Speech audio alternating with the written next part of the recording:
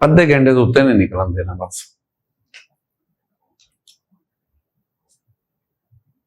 बिस्मिल्लाहिर्रहमानिर्रहीम। अस्सलाम वालेकुम students. I am Wajid Ali combo, your chemistry teacher. Student, आज हम जिस टॉपिक के साथ आज मैं हाजिर हूं वो है मैसेज ऑफ एटम्स, यानी एटम का मैस जिसे आप लोग वजन भी कहते हैं ना, एटम का मैस। अच्छा, यहां एक बड़ी प्रॉब्लम है। एटम बहुत छोटा पार्टिकल जिसको देखने के लिए हम बड़ी तगोदो करते हैं, इलेक्ट्रॉन माइक्रोस्कोप, फिर एसटीएम स्कैनिंग टनलिंग माइक्रोस्कोपी, वो फिर भी इतना छोटा पार्टिकल, तो उसका मैस कैसे मालूम करेंगे? उसके लिए हम डिफरेंट टर्मिनोलॉजी यूज करते हैं। हम टर्मिनोलॉजी यूज करते हैं mass number, atomic mass, relative atomic mass and then the average atomic mass. ये मुख्तलिफ टर्मिनोलॉजी जो है वो मैं आपके साथ शेयर करता हूं। स्टूडेंट्स, पहले मैस नंबर को ना हम एक और नाम भी देते हैं। मैस नंबर को हम कहते हैं न्यूक्लियॉन नंबर। मैस नंबर भी न्यूक्लियॉन नंबर भी से कहते हैं। और आपको पता है कि मैस नंबर को हम किससे रिप्रेजेंट करते हैं? ए से। जो जी है, जेड है, उससे एटॉमिक नंबर को, और ए से मैस नंबर। अब मैस नंबर क्या होता है? Very simple. एटम के न्यूक्लियस में दो चीजें हैं मेन, एक प्रोटॉन और एक न्यूट्रॉन। इन दोनों का सम ले लो, that is called the mass number. यानी मैंने क्या कहा कि मैस नंबर क्या होता है? डेफिनेशन आप क्या करोगे? मैस नंबर जिसे मैं ए से रिप्रेजेंट करता हूं, व्हाट इज दिस?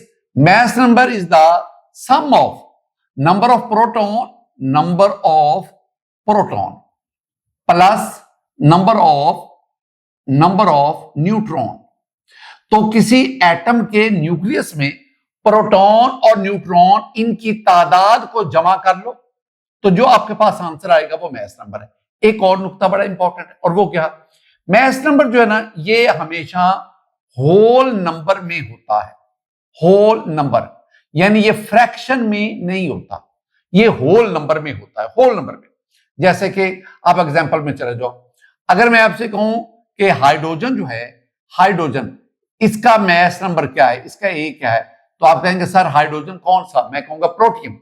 तो आप कहेंगे जी प्रोटियम के न्यूक्लियस में सिर्फ एक प्रोटॉन होता है और इसका मैस नंबर है 1। मैं कहूंगा जी सोडियम का मुझे मैस नंबर बताएं। आप कहेंगे जी सर सोडियम के न्यूक्लियस में 11 प्रोटॉन और 12 न्यूट्रॉन, तो 11 प्लस 12 दैट इज 23। तो इसका ये 23 आ गया। अब ये जो मैं नंबर यूज कर रहा हूं, 1 यूज किया, 23 यूज किया, ये क्या है? Whole number. ये बहुत सिंपल, बहुत आसान सी बात है, मैस नंबर। अब आगे आ जाए, मेरे पास लफ्ज आ गया एटॉमिक मैस, थोड़ा सा पेचीदा। यहां बहुत सारी बातें हैं जो मैं आपके साथ शेयर करना चाहता हूं। सुनना मैं क्या कहता हूं। बेटा जी, अगर आप न्यूक्लियस एटम बनाए ना, तो एटम का ये न्यूक्लियस आ गया। न्यूक्लियस में होते हैं प्रोटॉन, न्यूक्लियस में होते हैं न्यूट्रॉन, और बाहर ये शेल्स हैं, इन शेल्स में होते हैं इलेक्ट्रॉन। ये इलेक्ट्रॉन्स होते हैं। अब मैंने एक और भी बात, ये इलेक्ट्रॉन्स मैं वैसे लिख दिया। अब ना हमें पता है कि एटम में जितने प्रोटॉन होंगे उतने ही इलेक्ट्रॉन होंगे। मैं एटम के, ये मेरे पास एक एटम है। अब ना आपको ये भी पता है कि एटम में न्यूक्लियस के अंदर प्रोटॉन और न्यूट्रॉन के अलावा मोर देन 100 सब एटॉमिक पार्टिकल्स भी मौजूद हैं। ये सारे का सारा एटम है। अब मैं इस सारे एटम का मैस लेना चाहता हूं, that is called atomic mass. तो वो कहते हैं कि आप सिंपल सी बात है कि एटम में जितने भी पार्टिकल हैं सबके मैस को सम कर ले। मसलन एटम में प्रोटॉन है, न्यूट्रॉन है, एटम में इलेक्ट्रॉन है, इन सब के मैस का सम ले लें। जो सम आएगा that is called atomic mass. इसका मतलब है मुझे एक प्रोटॉन के मैस का पता होना चाहिए। वो प्रोटॉन का मैस आप लोग जो है ना दो तरह से पढ़ते हैं। किलोग्राम में भी आपने पढ़ा हुआ है, आप इसको AMU में भी पढ़ते हैं। आपके पास न्यूट्रॉन, इसका मैस किलोग्राम में भी है, AMU में भी आप पढ़ते हैं। बिल्कुल इसी तरह अगर मैं इलेक्ट्रॉन की बात करूं, इलेक्ट्रॉन का मैस नहीं पढ़ते 9.1095 क्रॉस 10 पावर -31 किलोग्राम, ये वाला ये आप पढ़ते नहीं है। और इस तरह आप प्रोटॉन और न्यूट्रॉन का भी इस तरह किलोग्राम में और एएमयू में मैथ पढ़ते हैं। अब आपने काम क्या करना है कि जितने प्रोटॉन होंगे, एक प्रोटॉन के मैस का आपको पता, जितने प्रोटॉन होंगे उससे मल्टीप्लाई कर दो, आपके पास उतने प्रोटॉन का मैस आ जाएगा। जितने न्यूट्रॉन है उनका मैस ले लो, एक इलेक्ट्रॉन का इतना मैस है, जितने इलेक्ट्रॉन होंगे इस वैल्यू से मल्टीप्लाई कर दो। अच्छा, जो जवाब आएगा ना इस सारे का, उसे कहते हैं एटॉमिक मैस। लेकिन बड़ा प्रॉब्लम क्या है? प्रॉब्लम बहुत बड़ा प्रॉब्लम है, और वो ये है कि जनाब मैं फर्ज करता हूं हमारे पास मैस आया है 20.45, इतना मैस आया, यानी मैंने इन सब का सम लिया और मैंने एएमयू की बात कर रहा हूं, मेरे पास 20 ये एमयू इतना आंसर आया। लेकिन जब हकीकत में हमने इसका एटॉमिक मैस लिया ना, हकीकत में कैलकुलेट किया, तो वो एटॉमिक मैस इतना नहीं आया, बल्कि वो आया 20.32 एएमयू। ये क्या बात है? अगर इन सब का सम एटॉमिक मैस कहलाता तो सम तो इतना आया, लेकिन जो मैं कह रहा हूं जो कैलकुलेटेड वैल्यू है ये इससे कम है, ये कम वैल्यू है। कम क्यों आई? वो कहते हैं कि जो कुछ मैस, ये जो कमी है ना, जो डिफरेंस आया, वो डिफरेंस दो चीजों की वजह से आया। एक, जब हम किसी भी एटम का मैस लेते हैं ना, तो आमतौर पर हम इलेक्ट्रॉन के मैस को बीच में इंक्लूड नहीं करते। क्यों? क्योंकि इलेक्ट्रॉन का मैस इतना कम होता है कि वो यहां पे कोई सिग्निफिकेंट चेंज नहीं लाता। इट्स ओके, ठीक हो गया। चले, एक तो रीजन ये आई कि कैलकुलेटेड मैस से जो डिटरमिन्ड है, जो आपने डिटरमिन किया एक्सपेरिमेंटल जो है, वो कम होगी। एक तो चलें इसमें से थोड़ा सा मैं इलेक्ट्रॉन को एच दे देता हूं। बाकी क्या वजह है? बाकी ये वजह है कि न्यूक्लियस के अंदर प्रोटॉन और न्यूट्रॉन को बांध के रखने वाली एक फोर्स होती है जिसे न्यूक्लियर अट्रैक्टिव फोर्स कहते हैं। अब कुछ जो मैस है वो उस फोर्स में कन्वर्ट हो जाता है, जिसे हम कहते हैं इज इक्वल टू mc²। तो कुछ जो मैस है न्यूक्लियस का, वो मैस उस एनर्जी में कन्वर्ट हो जाता है, और वो जो एनर्जी है वो न्यूक्लियस में प्रोटॉन और न्यूट्रॉन को बाइंड करके बांध के रखती है। उसकी वजह से कुछ आपका मैस कैलकुलेटेड से कम आता है। बहरहाल मैंने ये एक आपको ना ऐसे ना आपके नॉलेज को बढ़ाने के लिए ये वाली बात ये अक्सर हम एंटी टेस्ट में कर रहे होते हैं। बहरहाल ये मैंने आप तक कन्वे कर दी। आपकी जो बुक वाली लाइन है ना, वो ये आ गई, रिलेटिव एटॉमिक मैस। रिलेटिव मानी समझा करो। रिलेटिव बेटा जी जब भी आता है ना, रिलेटिव RELATIV, रिलेटिव का मतलब होता है एज कंपेयर्ड टू। रिलेटिव का मतलब होता है कि या से मवाजना करके।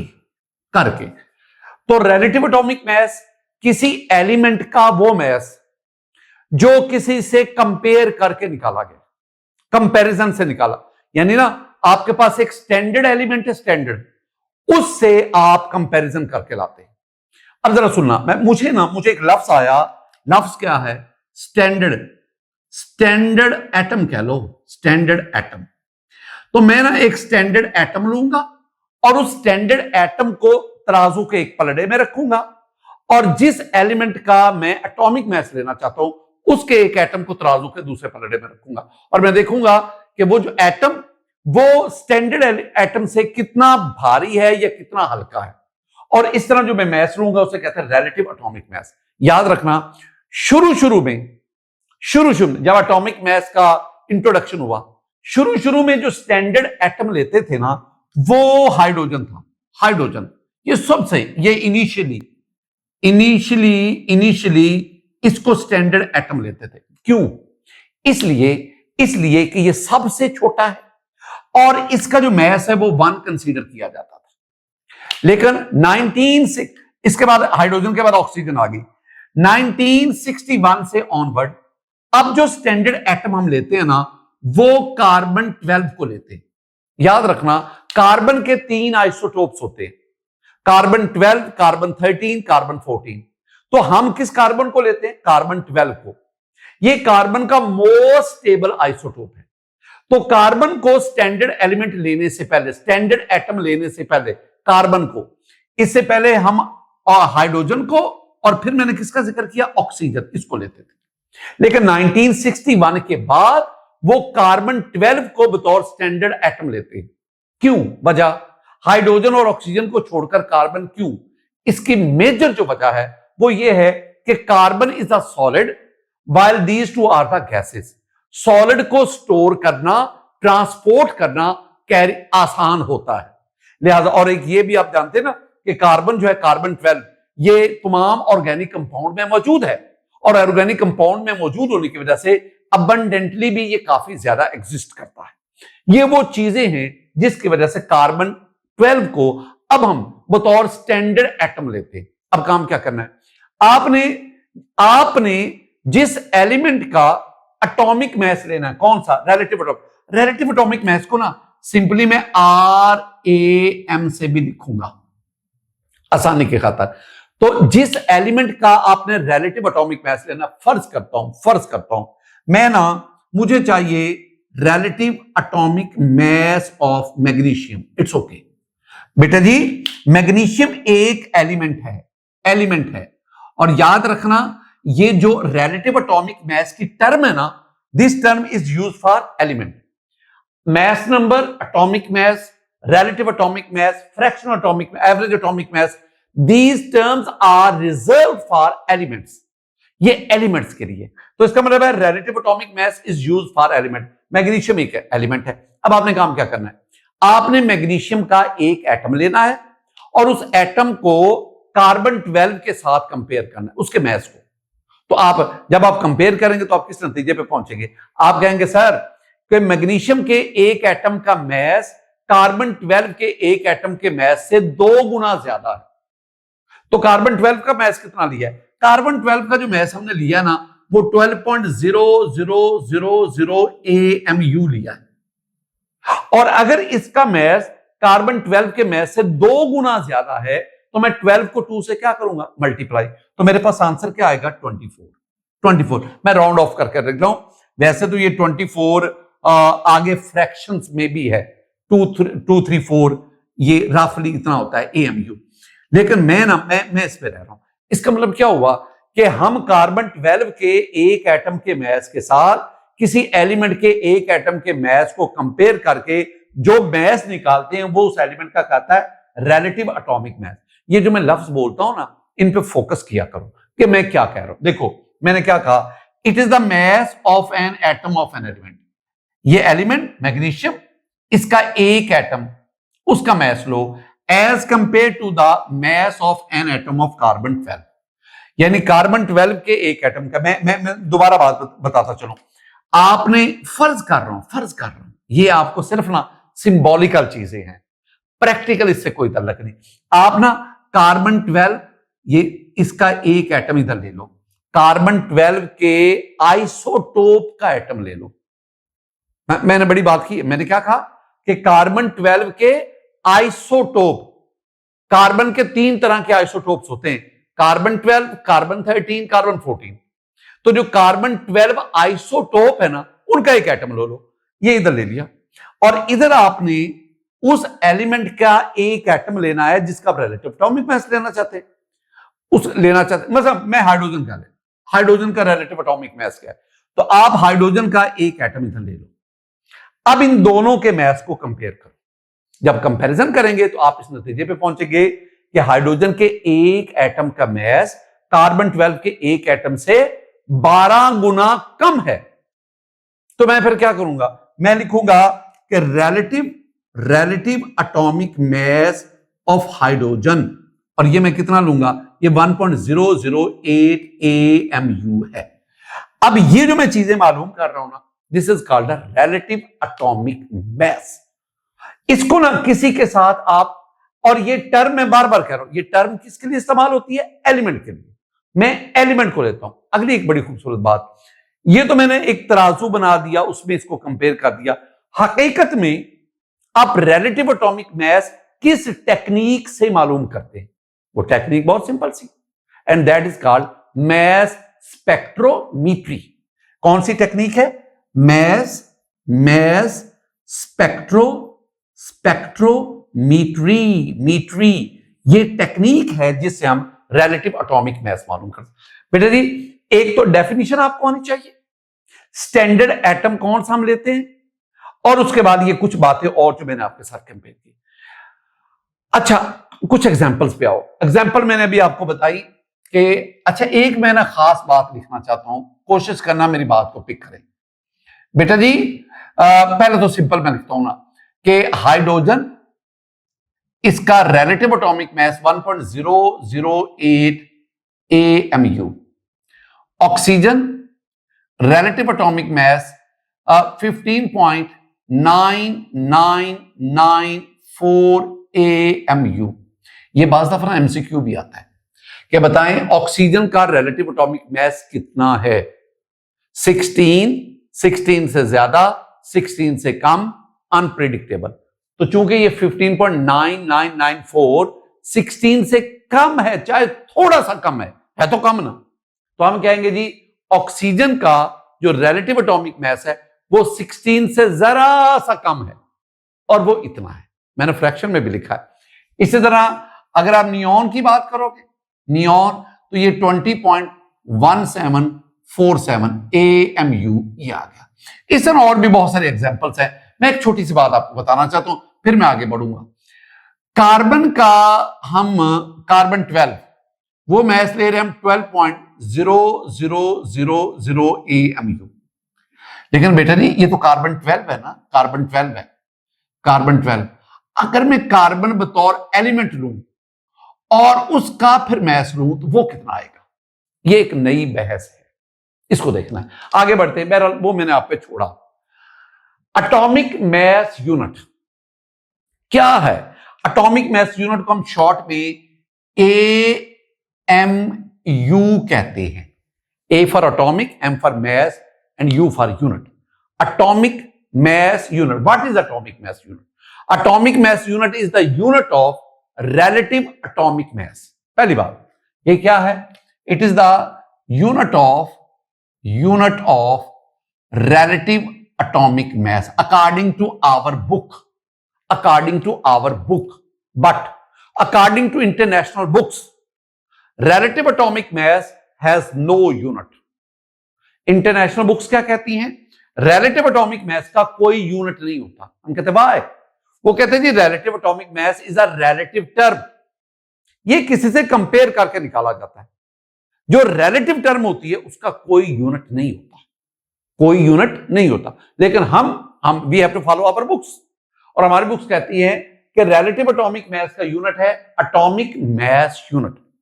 अच्छा ये जो एटॉमिक मैस यूनिट है ये कितना मैस होता है, ये कितना मैस है? मैं आपको एक बात समझाता हूं, अल्लाह करे आप मेरी बात को समझ जाए। मैं क्या कहता हूं? मैं आपसे कहता हूं कि बेटा जी आप 1 एटम ऑफ कार्बन 12 ले लो, इट्स ओके। मैंने कार्बन 12 आइसोटोप्स पढ़े हैं बहुत सारे, उनमें से मैं एक एटम उठा लेता हूं, उठा लिया। अब आप इसका मैस मालूम कर ले, it's okay. 1 atom of carbon 12 इसका मैस मालूम करें, मैस जितना इसका मैस आए, जितना इसका मैस आए ना उसको 12 पे डिवाइड कर दो। जब डिवाइड करोगे तो जो आंसर आएगा उसे कहते हैं AMU।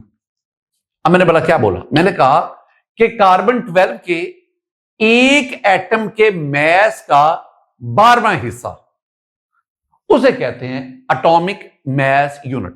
अब ये जो मैंने बोला है ना, मैं इसको सेंटेंस की जुबान में लिखता हूं। मैंने आपसे कहा कि 1/12 भी 12वां हिस्सा, 1/12 of the mass of an atom of carbon 12। ये बात जरा सुनना, कार्बन 12 के एक एटम के मैस का 1/12। अच्छा एक और नुकता, फिर मैं आगे बढ़ता हूं। AMU जो है ना, AMU बेटा जी ये गौर तलब बात है। अगर मैं कहूं कि 1 AMU, क्या इसका कोई और भी इक्विवेलेंस है? Yes, it is equal to 1 dalton. ये 1 डाल्टन के बराबर होता है। ये डाल्टन जो है ना, एक डाल्टन एक एएमयू बराबर है। तो या आप, हम ये मैंने नहीं आपको बातचीत बताइए, आप एएमयू पे ही इक्तफा करें, उस पे ही भरोसा रखें, डाल्टन जेन में रखें कि एएमयू डाल्टन के बराबर। अच्छा, एक और नुकता फिर मैं आगे बढ़ता हूं, और वो ये है कि बेटा जी 1 एएमयू अगर इसको मैं ना किलोग्राम के साथ कंपेयर करूं तो ये 1.661 क्रॉस 10 पावर -27 किलोग्राम है। और अगर मैं ग्राम में ले आऊं 1.661 क्रॉस 10 पावर -24 ग्राम है, और मिलीग्राम में जाऊं तो ये -21 मिलीग्राम हो जाएगा। आप कहेंगे सर ये कहां से आया, ये कहां से आप वैल्यू लाए? जरा इसका ना प्रूफ सुनना, प्रूफ। आप ना लोअर क्लासेस में यानी 9th ग्रेड 10th ग्रेड में आप एक लफ्ज पढ़ के मोलर मैस, मैं आपको बताता हूं। अगर मेरे पास 1 मोल कहते हैं 6.022 क्रॉस 10 पावर 23। अगर मेरे पास 1 मोल ऑफ कार्बन एटम्स हो, कौन सा कार्बन? कार्बन 12। अगर मेरे पास कार्बन के एटम्स, अगर मेरे पास कार्बन के इतने एटम हो, इतने एटम को कहता हूं मैं 1 मोल।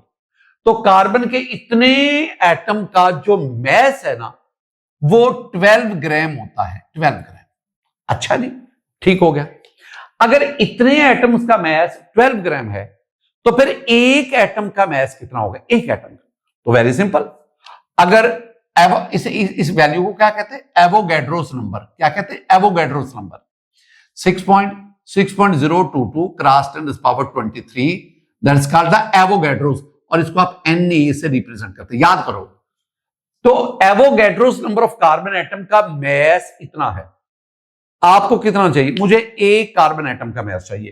तो मैस ऑफ 1 कार्बन एटम। अच्छा जी, अब मैं क्या करूंगा?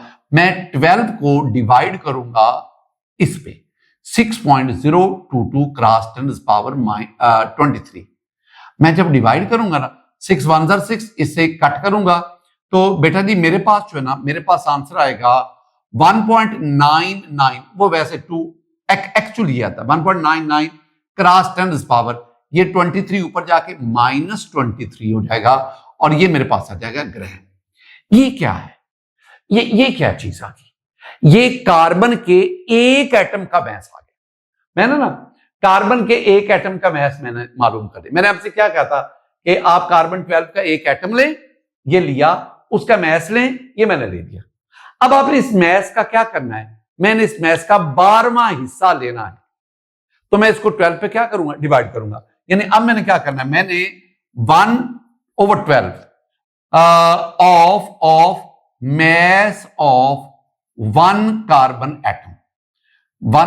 एटम। अच्छा जी, ये एक कार्बन एटम का मैस। अब इस मैस का मैं 12वां हिस्सा लूंगा, तो मैं लिखूंगा 1.99 क्रॉस 10 पावर -23/12। आप डिवाइड कर लो, आपके पास आंसर क्या आएगा? आंसर आएगा 1.661 क्रॉस 10 पावर -24 ग्राम। इतना आएगा। अगर ग्राम में लोगे तो इतना आएगा, किलोग्राम में लोगे तो इतना आएगा, मिलीग्राम में लोगे तो -21 हो जाएगा। ये जो आपके पास आया, ये जो, इसे क्या कहते हैं? इसे कहते हैं 1 AMU। तो सारी बात का मफहूम क्या बना? मैं दोबारा लिखूंगा कि 1 AMU, ये याद रखने वाली बात है। 1 AMU is atomic mass unit. 1 AMU that is equal to 1.661 cross 10 power -27 kilogram, या 1.661, ये दोबारा मैं लिख रहा हूं, -24 ग्राम, या 1.661 क्रॉस 10 पावर -21 मिलीग्राम। आपसे ना किसी तरह भी पूछा जा सकता है। इसका मतलब है फिर हम ना एटम्स का मैस इसमें नहीं लेते, ग्राम में नहीं, किलोग्राम में नहीं, मिलीग्राम में नहीं, बल्कि हम किस में लेते हैं? 1 AMU। अच्छा, नेक्स्ट बढ़ते हैं। एक और टर्म आ गया, average atomic mess. Average atomic mess को ना हमारी बुक्स में ना फ्रैक्शनल एटॉमिक मैस भी कहते हैं। फ्रैक्शनल एटॉमिक मैथ, ये भी हमारे बुक्स में कहा जाता है।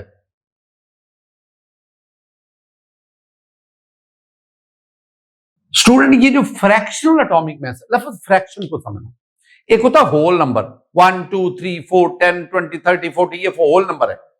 एक होता है फ्रैक्शन 4.5 3.9 2.1, ये फ्रैक्शन होता है।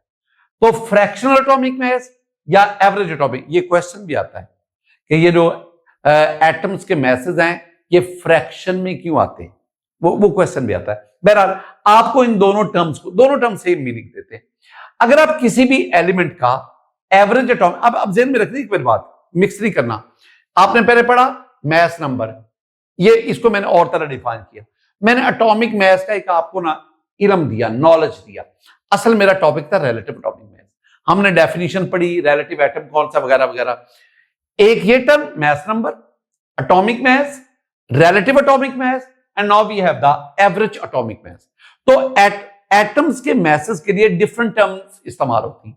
अब आ गया एवरेज, किसी एलिमेंट का एवरेज एटॉमिक मैस कैसे देते हैं? तो बेटा जी एवरेज एटॉमिक मैस जो है ना, एवरेज एटॉमिक मैस, ये दो चीजें अगर आपके पास होंगी तो आप इसको कैलकुलेट कर सकते हैं।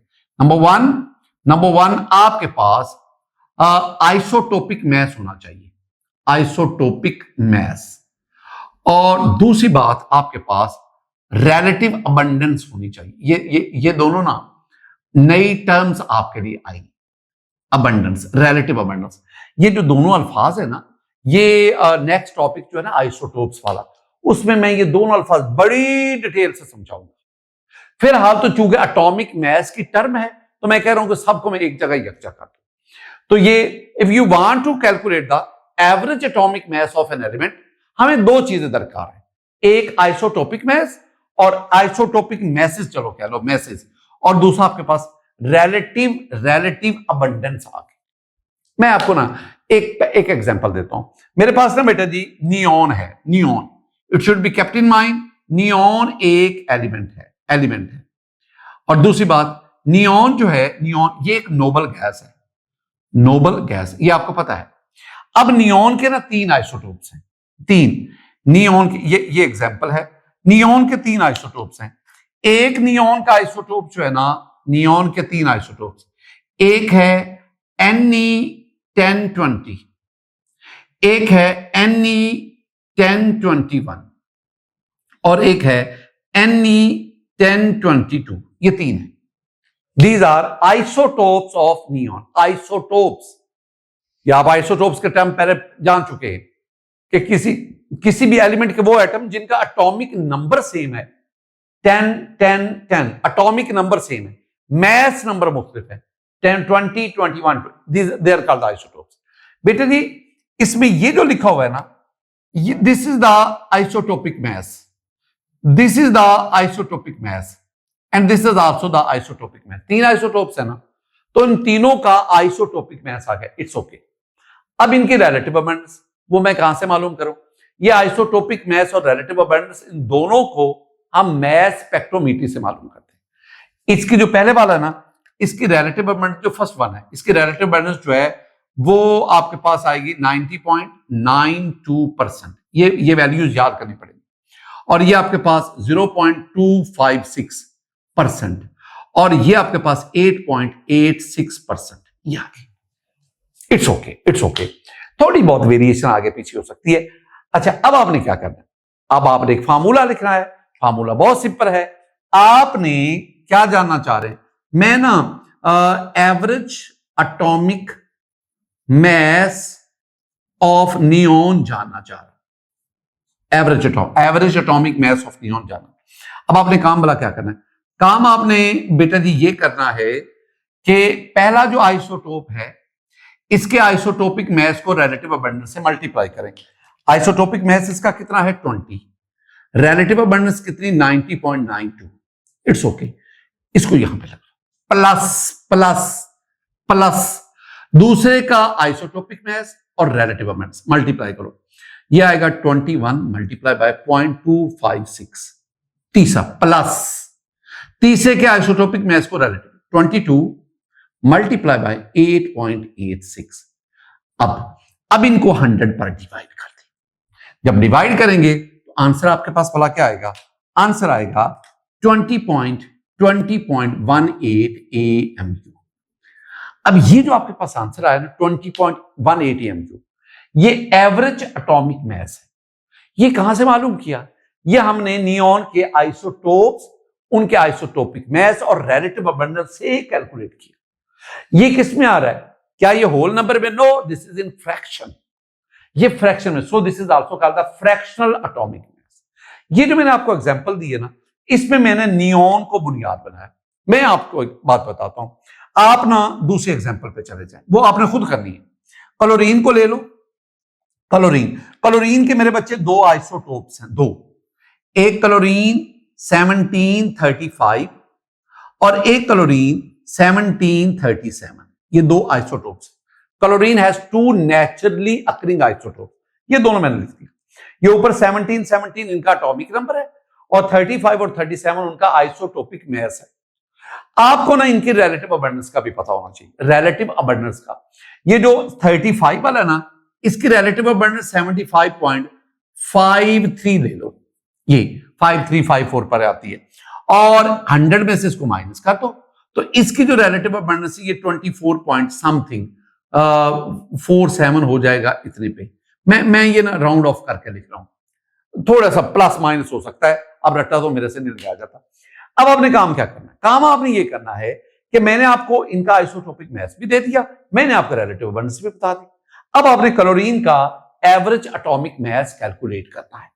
ये आपके काम है, ये आपने खुद करना है। कैसे? जैसे मैंने आपको ऊपर बताया। स्टूडेंट, ये था हमारा आज का लेक्चर। आज का लेक्चर हमारा बहुत स्मार्ट सा लेक्चर था। आज के लेक्चर में हमने क्या पढ़ा? हमने मैसेज ऑफ एटम्स को पढ़ा, mass number, atomic mass, relative atomic mass. एक बहुत खूबसूरत टर्म हमने पढ़ी, एटॉमिक मास यूनिट। मैं पहले तो इससे इनकार ही कर गया ना। मैंने कहा जो फॉरेन बुक्स है वो कहती हैं कि रिलेटिव एटॉमिक मास का कोई यूनिट नहीं होता, लेकिन मैंने फिर जो लिया, मैंने आपको ये कैलकुलेट करके दिया और फिर हमने एवरेज एटॉमिक मासेस की तरफ चले गए। कुछ टर्मिनोलॉजी थी जो आने वाले लेक्चर्स में हम यूज करेंगे। बहरहाल, ये था हमारा आज का लेक्चर। अल्लाह ताला की ज़ात हम सबसे राजी हो, अल्लाह ताला की ज़ात हम सबसे खुश हो। अस्सलामु अलैकुम व रहमतुल्लाह।